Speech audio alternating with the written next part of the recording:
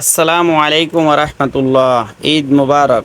তাকাব্বালাল্লাহু মিন্না ওয়া মিনকুম। আজকে ঈদের একদিন পরে আমি আমার কর্মস্থলে আবার ফিরে আসলাম। এসে একটা হৃদয় বিদারক ঘটনার সাক্ষী হয়ে গেলাম, আর ওই ঘটনাটা আপনাদের সামনে উদ্ঘাটন করতেছি। দেখেন, আমরা বছরে একবার কোরবানি দিয়ে থাকি, কিন্তু সমাজের মধ্যে এমনও কিছু মানুষ আছে যিনারা প্রতিদিন কোরবানি দিয়েছেন।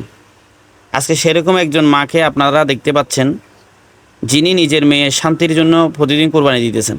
সিসিটিভির এই ফুটেজটাতে দেখেন দেখেন একজন মা মানুষের দুয়ারে দুয়ারে ঘুরে 2 টাকা 1 টাকা করে এরকম পুটলি করে টাকা জমা করছেন। ওই টাকা নিয়ে আসছেন মেয়ের শ্বশুরবাড়ির জন্য শুটকি কিনে পাঠানোর জন্য। উনি আমার দোকানে আসি এই কথা বলতেছেন যে আমি আমার মেয়ের শ্বশুরবাড়িতে পাঠানোর জন্য কিছু শুটকি পাঠাবো, একটু কম দামে ধরে দেন।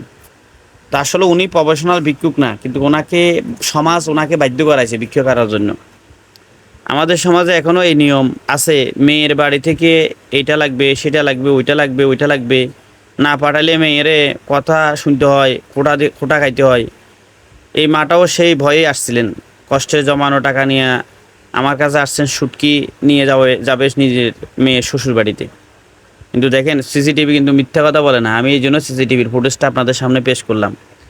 পুটলি টাকা দিয়ে শুটকি কিনছেন ঠিকই, কিন্তু ওনার নিজের ঘরের জন্য বাজার কেনার টাকা ওনার কাছে নেই। পেটের দায়ে আজ উনি মানুষের কাছে কাছে ঘুরতেছেন।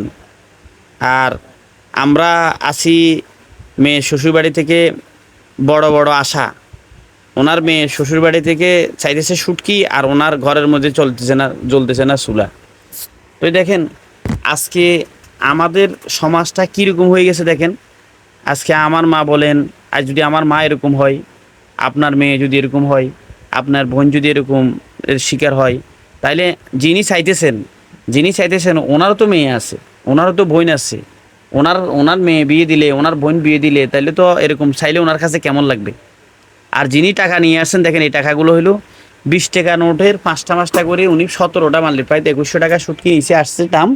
আমি কমাই ধরছি, তারপরও 2100 টাকা আসছে। উনি আমাকে 1700 টাকা পর্যন্ত দিছে। উনি বলতেছেন এই টাকাগুলো আমি 20 টাকার জন্য আমি 10 জনের কাছে যাইতে হয়েছে, অন্যজনের কাছে বাংতি নাই। উনি 20 টাকা নোট দিছে, ওনাকে আমি 18 টাকা দেওয়া লাগছে। ঠিক এইভাবে কয়জনের কাছে যাওয়া লাগছে, কয়জনের কাছে যাই এই ভিক্ষার টাকাটা উনি খুঁজি খুঁজি টাকাটা নিয়ে আসছে। আর এই টাকা দিয়ে ওনার জামাইয়ের বাড়ি বা মেয়ের শ্বশুর বাড়িতে শুটকি নিয়ে পাঠাতে হচ্ছে। এবং ওনাকে জিজ্ঞাসা করলাম আর কিছু দেওয়া লাগবে, হয়তো আম কাঁঠাল তো দিতে হবে। দেখেন একটা সমাজের মধ্যে কুসংস্কার আমরা যে চালু করছি। এই যে এই মহিলা একজন, উনি ভিক্ষা করতেছেন, উনি প্রফেশনাল ভিক্ষুক না। উনি ভিক্ষা করে এই টাকাগুলা জমা করে নিয়ে আসলেন, আমাকে 17টা বান্ডেল দিচ্ছেন। 17টা বান্ডেলের মধ্যে প্রত্যেকটা বান্ডেলে মানে 5টা 100 টাকার নোট, 100 টাকা এই 20 টাকার নোট, 5টা 100 টাকা, এরকম 17টা বান্ডেল দিচ্ছেন। দেখেন ওনার কি পরিমাণ কষ্ট হয়েছে এই টাকাগুলা এই জমা করতে। আর এই টাকা দিয়ে উনি মেয়ের শ্বশুরবাড়িতে মেয়ের সুখের জন্য মেয়ের শ্বশুরবাড়িতে টাকা শুটকি কিনে পাঠানো লাগতেছে। আজ আমাদের সমাজের মধ্যে কি অবস্থা চলতেছে দেখেন।